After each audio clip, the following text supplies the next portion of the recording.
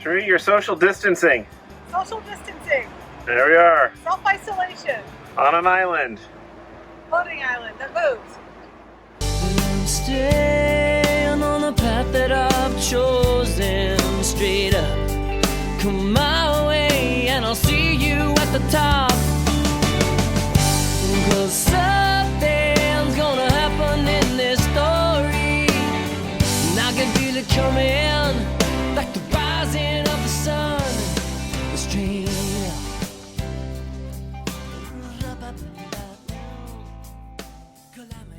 Back on a boat. We are floating, and we are literally miles from any other human being, which is a good thing considering the state of the world right now. I think we're practicing the 6 mile rule right now. So 6 meters, 6 miles, 6 feet. Yeah, Yeah. socially distancing. We are in coastal Georgia. We finally got out of the marina yesterday. So obviously the world is changing rapidly in how we all respond to this. And like everyone else's, plans are changing by the minute. Anyway, we just wanted to give you an update, a real-time update on what is up for us. We got back to the boatyard in Savannah. Kiki, look, it's why not? Ooh, I know, it's pretty.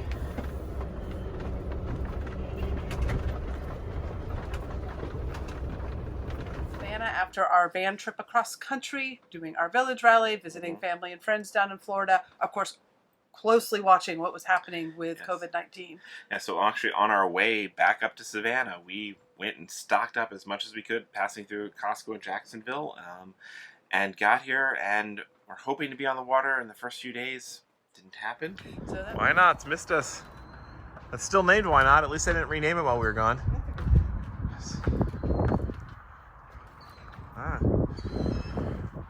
So that was early March. We've been communicating with Hinckley Yacht Services, which is where we left our boat stored after Hurricane Dorian in Savannah, Georgia. And as boatyards go, they were a little behind on our project list to a state that the boat was not ready to be launched when we would have liked. But thankfully, they saw us kind of have the major concern, knowing that this is going to be our home, Our house. and that we were planning on this launching and being our escape pod for COVID-19. Yes, and being our self-sufficient island. Because the van, you can't stock up nearly as much. We would have made do. Yes. But they kind of made us a high priority, and they worked really hard in about a week and got us launched a week later.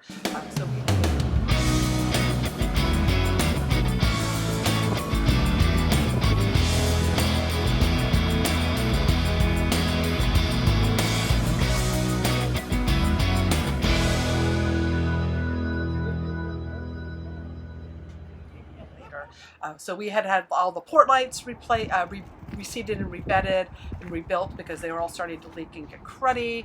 We had a water leak in our freshwater tank that needed basically the bedroom coming apart. The engine, we had the after-cooler service, so they were still off and needed to be completed to put back in. So they're just a bunch of little stuff. Please put our engine back together, so just in case we need to cruise away. And, well, yes, they got everything done. So they got us launched a week later. The water tank issues persisted for a little bit longer. We weren't actually to move back on board about a week ago. So we are back on board. We actually left Savannah yesterday, and we are cruising towards Florida, which, if you've been tracking our Great Loop Travels, is backwards. Yes, we're going backwards just because, well, things are going chaotic right now. The Bahamas, we are talking about maybe doing the Bahamas this season. Leaving the country seems like a very bad idea right now because you might be shut out. And it will be shut out, I think, is what the health department just announced. Yeah, so yeah, but it's not necessarily a good idea to leave. Continuing north in the loop, we couldn't do any of the fun touristy stuff we want to do anyway. And we are Florida residents, and we have family in Florida. So going back to be closer to family and being where our legal address is, especially as more cities are clamping down on tourists, people they perceive as tourists, as full-timers are falling in a really weird area right now as we try to navigate this without a physical home base.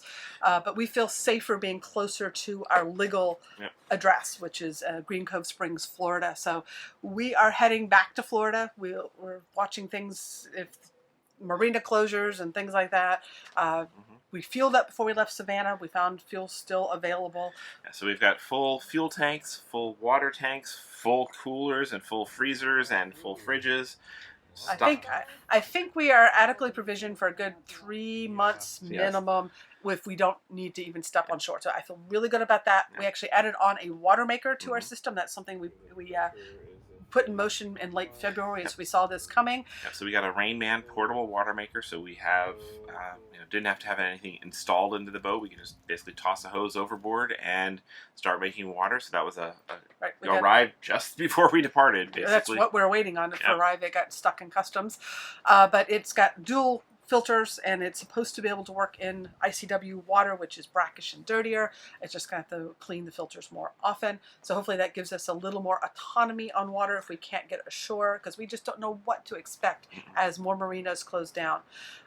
If you are in a position like us and you are trying to find marina availability, Waterway Guide just started a COVID response. They used their infrastructure that they use for hurricane tracking after hurricanes for marina closures to track closures and openings of marine services up and down the coast. So check that out. It is a fabulous resource. If you're an RVer, the Campendium, it's got a great list of campground closures and state park closures and stuff like that. Yeah, they're kind of doing it at a high level, like Army Corps of Engineer and state parks and things like that. Rootless Living is also doing something similar. Apparently a lot of Boondockers Welcome hosts are welcoming in RVers to come and stay with them in self-quarantine, which is awesome because more and more campgrounds are shutting down. Some are even being repurposed as quarantine centers. So if you have land and you want to sign up with Boondockers Welcome, it's a much appreciated thing. If you've got a space that you can let somebody who might be being kicked out of a campground. So a lot of full-time RVers are coming up against a lot of issues, especially East Coast ones where boondocking isn't as much as an option. Even like the Florida boondocking options, they just closed down all the wildlife areas where people used to boondock at. So that's kind of what's up with us. We are now set. We don't necessarily need to go to shore for quite a long time. We're going to get down to Florida, cruise that way. And we just crossed our fingers that we got out of Savannah in time to before getting exposed ourselves. So I will feel much happier after we get past 14 days, 5 days, 14 days, whatever they feel the incubation period is. We try to be as sanitary as possible, but you got people coming in your boat to finish stuff up. Only so much you can do. And then we're just concerned about what we can do for other people and stuff as well. And our families, Looking forward to catching up on content. We'll be using that time. We have a whole bunch of content from our RVing season to catch up on. We'll probably do more lives because that's a great way for us to interact and hopefully keep each other company. Hang out over a bottle of wine and a live stream. So look for those to be announced. Maybe a glass of wine. We have to ration the wine. Yeah, we have to ration. A glass of wine. Yeah, there might be a wine shortage in the world. Maybe not a wine shortage, but there's going to be wine shortage on board this boat pretty soon. But yeah, we should be good. I feel good about ourselves. We're going to continue working with the Mobile Internet Resource Center. A lot of mobile internet changes are constantly happening. A lot more people relying on mobile internet now to keep connected. Suddenly, actually a lot of demand for the work we do. People really looking for the ways to stay connected in all of this chaos and madness. So we're going to be trying to steer people through all that. Yep. So head over to our Mobile Internet Resource Center channel specifically for that. We actually put out a video about some of the concerns we have about mobile internet connectivity during this time as more people work from home. So that's it. We'll check in when we can. Probably keep your eye out for some lives coming up. Maybe we'll even do one this evening. I don't know. We're just winging it.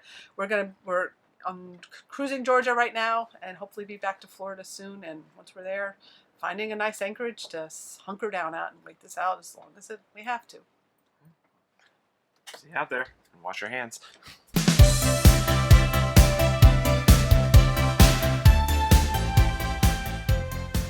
We create these videos just for fun, and we love having you along for the ride. If you like this video, give us a thumbs up, leave a comment, or if you haven't already, subscribe to the channel. See you next time.